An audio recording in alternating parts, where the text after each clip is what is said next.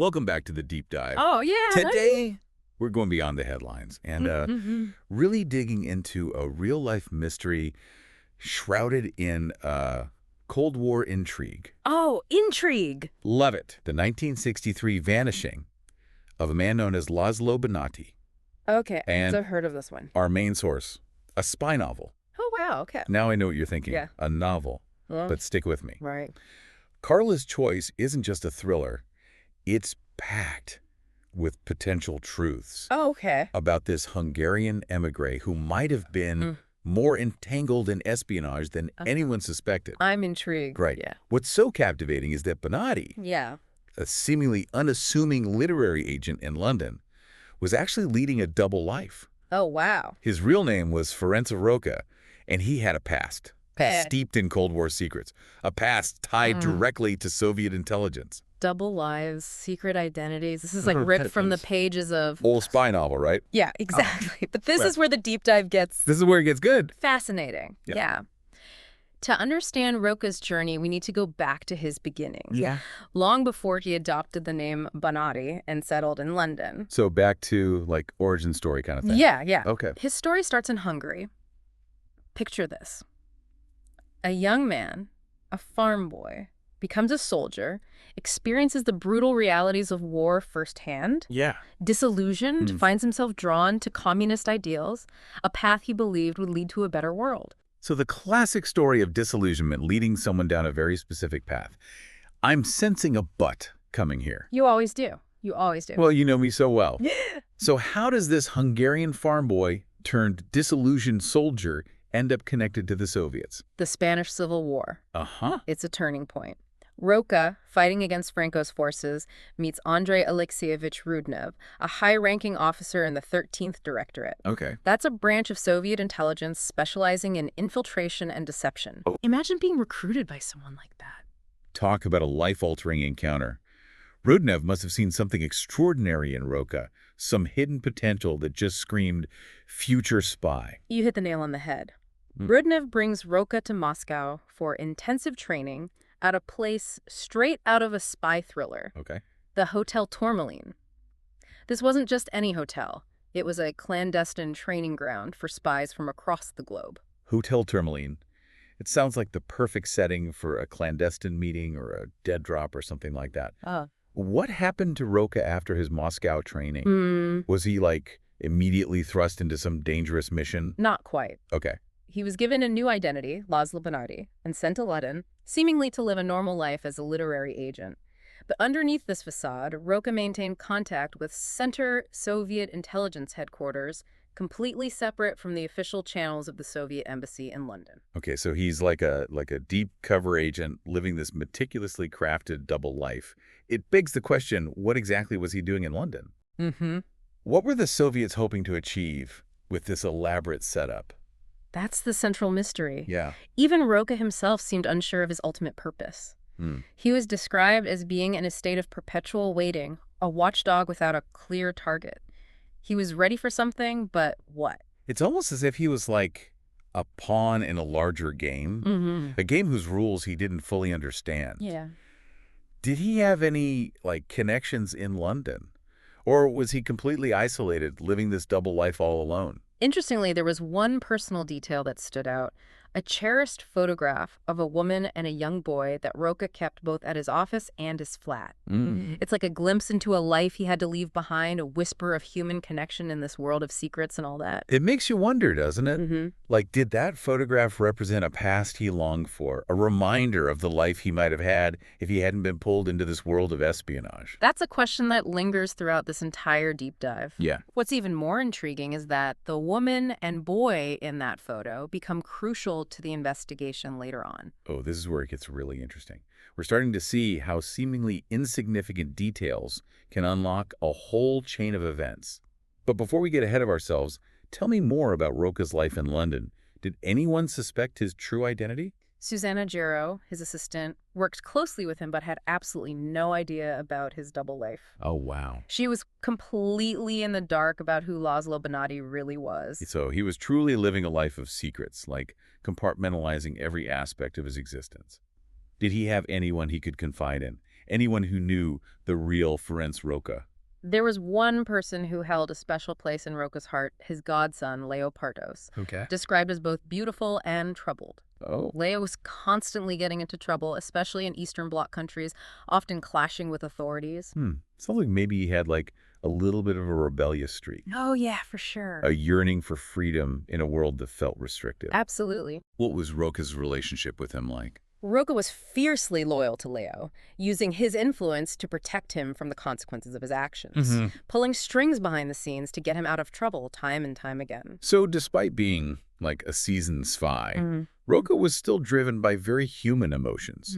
Loyalty, protectiveness, perhaps even a sense of like fatherly responsibility towards this young man. Did Llo know about Roka's true identity? That's unclear, but what is clear is that their connection is about to become a pivotal point in this complex story. Okay. Because Llo eventually disappears, vanishing without a trace in Berlin. 2 disappearances. First, Llo in Berlin, then Roka in London. Yeah. So like a ripple effect, one mystery leading to another. Absolutely. And it's the second disappearance that draws the attention of George Smiley, retired British intelligence officer. George Smiley. Yeah. Smiley suspects there's something more to Roka's vanishing, something connected to his past as a Soviet agent. George Smiley, the quintessential spy master. What did Smiley do once he was on the case? He immediately recognized the danger Roka was in. He believed that Satoria, upon discovering Roka's true identity, would move swiftly to silence him. So Smiley was racing against time, not only to uncover the truth behind these disappearances, but also to potentially save Roka's life. It sounds like something straight out of, well, Exactly. a spy novel. But this wasn't just a story ripped from the pages of a spy novel. Right. This was real life with real stakes and real consequences. And this is where the story takes a really fascinating turn. Okay. Smiley isn't working alone. He enlists the help of Peter Gillam, a British agent stationed in Berlin. Gillam had a delicate relationship with Hans-Dieter Mundt, a Stasi officer that's East German intelligence, secretly working with British intelligence. Think of it like a double agent within a double agent scenario. Oh, wow. A tangled web of allegiances and hidden agendas. Things are getting more complicated and dangerous by the minute. Yeah. What did Gillam uncover in Berlin? Did he find any clues to Lyo's disappearance? He did, and it was chilling. Mundt revealed that a shadowy Soviet agent, known only as Gegner German for opponent, was also investigating Lyo's disappearance. And this agent wasn't playing around. So we have British intelligence, East German intelligence, Yeah. and now this mysterious Soviet agent all circling around this missing young man. The stakes are getting higher with every twist and turn. But what about Roka? What becomes of the man at the center of this tangled web? Well, that's where the personal and the political collide in a way that's both fascinating and heartbreaking. Okay. Remember that photograph Roka treasured the woman and the boy? The one he kept so close at both his office and his flat. Yes, I remember. What about it? That photograph becomes a crucial piece of the puzzle because it holds the key to understanding Roka's motivations and the lengths he was willing to go to protect those he cared about. Okay, I am officially hooked. We're uncovering layers upon layers of secrets and motivations. Before we dive into that photograph, let's take a quick break and come back to explore the connection it reveals and how it impacts the entire investigation. So we left off with that mysterious photograph, a woman and a boy that Roka cherished so deeply. Yeah. It seemed like a small detail, but you mentioned it becomes crucial to understanding his motivations. What was the significance of that picture? The man in the photograph, his name was Bogdan. Okay. Someone Roka had known from his time in Russia. He was a revolutionary, someone who had dedicated his life to fighting for a better world. And the boy, that was Bogdan's son. So not just a random photo, but a link to Roka's past. Right. To the people who might have shaped his worldview. Yeah. What was their connection? How did they know each other? Their relationship went way back to the Russo-Japanese War. Wow. They served together, and Bogdan, the seasoned revolutionary, had a profound impact on the young Roka, instilling in him his own ideals, his own vision of a world transformed by communist principles. It's incredible to think that this one photograph, this connection, forged decades earlier on a distant battlefield, could hold the key to unraveling this entire mystery. What did Smiley do with this information? Did he try to find Bogdan? He did. Smiley realized that Bogdan and his son might be the only people who could shed light on Roka's current state of mind, his motivations, and perhaps even his whereabouts. It's like a puzzle, each piece revealing a new layer of complexity. But I have to ask, where does Susanna, Roka's unsuspecting assistant, fit into all of this? Was she still in the dark about his double life? She was, and Smiley, in a move that's both brilliant and ethically questionable, decides to use her to get closer to Roka. Oh, Sends her to Berlin under a false identity, of course, hoping she can persuade Roka to cooperate. Wait, he sent her into a potentially dangerous situation without telling her the truth about Roka. Yeah. That seems incredibly risky, even reckless. It was. And Susanna, remember, she had fled Hungary in 1956 to escape a system built on lies and control. Found herself caught in a web of deception once again, this time orchestrated by the very people who were supposed to be protecting her. It's a betrayal on multiple levels, isn't it? Yeah. She thought she was building a life in London, free from the shadows of her past, only to be thrust back into this world of secrets and manipulation. Yeah. What was her reaction when she found out the truth? She was devastated, disillusioned. Yeah. She had trusted Smiley, believed in his mission, only to discover that he was willing to manipulate her, to use her as a pawn in his game. Yeah. It's a classic clash between the pragmatism of espionage and the very human need for trust and authenticity. And in a way, it mirrors Roka's own journey, doesn't it? The disillusionment with systems of power, the struggle to reconcile ideals with the harsh realities of the world. What did Susanna do? Did she confront Smiley? She did, but she went even further. Hmm. In a move that shocked Smiley, she decided to contact Iron Partos, Leo's mother, in Budapest. She felt that Iron deserved to know the truth about her son's disappearance, even if it meant jeopardizing the entire operation. Wow, that was a bold move, a decision that could have blown the whole thing wide open. What was Smiley's reaction? He was furious, realizing that Susanna had potentially alerted Center to their investigation. He knew he had to act fast to get Susanna and Iron out of Hungary before Soviet intelligence caught up with them. So we have Smiley in Vienna suddenly realizing the gravity of the situation, Susanna in Budapest taking matters into her own hands, and Moscow potentially closing in. What happened next? Smiley, abandoning his Vienna plans, raced to Budapest with his trusted colleague Peter Gillam at his side. They had to extract Susanna and Iron before it was too late. A daring rescue mission behind the Iron Curtain. It sounds like something straight out of a Cold War thriller. How did they manage to find Susanna and Iron? Budapest is a big city. They eventually located them at Iron's apartment, but their escape was anything but easy. Yeah. They were constantly looking over their shoulders, knowing that Soviet agents could be closing in at any moment. Imagine the tension, the constant fear of being discovered. Did anyone come to their aid? Were they completely on their own in this desperate escape? They did have help. Jim Prideaux, another British agent operating in Prague, provided them with a stolen car and a carefully planned escape route, guiding them towards the Hungarian border. A clandestine network of agents working in the shadows, risking everything to get these two women to safety. It's a testament to the loyalty and the dedication of these individuals operating in a world where trust is a rare commodity. Did they make it across the border? They did, but their journey wasn't over yet. Okay. The final obstacle was the border crossing itself. They were stopped by a young Soviet border guard demanding to see their documents. Oh no, caught at the border with potentially fake papers and Soviet agents on their trail. Yeah. Sounds like a scene ripped straight from a spy movie. How did they get past him?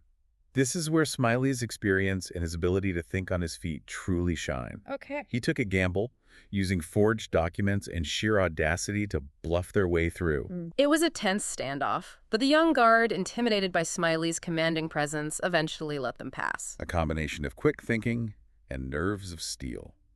Talk about a close call. So they crossed the border into Austria, but you mentioned their journey wasn't over yet. What happened? The escape came at a high price. Tragically, Gillam was shot twice during the escape, sacrificing himself to protect Smiley, Susanna, and Iron. Oh no, that's heartbreaking. He gave his life to ensure their freedom. It's a stark reminder of the very real dangers these individuals faced, the sacrifices they made in the name of duty and loyalty. What about Roka? Did they ever find him? His fate remains a mystery. There was no sign of him at Bogdan's location, and his ultimate whereabouts were never confirmed. So in the end, Susanna and Iron found freedom, but Gillam paid the ultimate price, and Roka, the man at the center of it all, vanished without a trace. It's a bittersweet victory. Yeah. A reminder that even in the world of espionage, where deception and manipulation are the norm, there are moments of genuine heroism and sacrifice. And it brings us back to that central question. What motivated Roka? What was he waiting for? Was he simply a loyal Soviet agent following orders, or was there something more to his story? Those questions linger as we move into the final part of our deep dive. We'll explore the theories surrounding Roka's disappearance, the potential significance of his connection to Bogdan, and what it all reveals about the enduring power of loyalty, even in the face of seemingly insurmountable odds. So much uncovered about Roka's past. The disillusioned soldier, the connection to Bogdan, the years spent as a deep-cover agent in London. But that central question remains. What was he waiting for? What drove him to just disappear? It's a question that's haunted intelligence agencies for decades. Was he simply following orders, just awaiting instructions from center, or was there something more, a personal motivation driving his actions? Yeah, I'm leaning towards that something more theory. This whole story has been about like the clash between personal loyalties and the demands of ideology. The choices we make when the lines between right and wrong, they become blurred. That's a keen observation, and I think it's key to understanding Roka. Remember, this is a man who risked everything to protect his godson, who cherished a photograph of people from his past. A past that seemed to represent, like, a simpler time, a time before the world of espionage consumed him. So if not simply following orders, what was he waiting for? What was the end game here? Well, there are several theories, and they all revolve around that question of loyalty. Some believe Roka was disillusioned with the Soviet system, that he was waiting for the right moment to defect, to break free from the web of lies and start a new life with Bogdan and his son. It's a compelling theory. Imagine like living a double life for so long, pretending to be someone you're not, all the while yearning for something more authentic, something real. Exactly. And then there's the theory that Roka was playing a deeper game, that he was manipulating events from behind the scenes, using his knowledge of both British and Soviet intelligence to orchestrate Susanna and Iron's escape. Like a puppet master, pulling the strings to ensure the safety of those he cared about. Precisely. He knew Smiley would get involved, that he would use all his resources to protect Susanna. In a way, Roka was using Smiley's own network to achieve his own goals. It's a mind-boggling thought, the idea that he might have been several steps ahead the whole time, anticipating everyone's moves. And that brings us back to that crucial question. What was he waiting for? Was he waiting for a specific event, a sign that the time was right to make his move? Or was he waiting for something else entirely, something we haven't even considered? It's almost as if he vanishes into the very fabric of the Cold War, becoming another shadow, another whisper, in a world defined by secrecy and uncertainty. And perhaps that's the most fitting ending to his story, because in the end, Ferenz Roka remains an enigma, a man whose true motivations may never be fully understood. But that doesn't mean we stop searching for answers. This deep dive has been about more than just uncovering, like, a spy's secrets.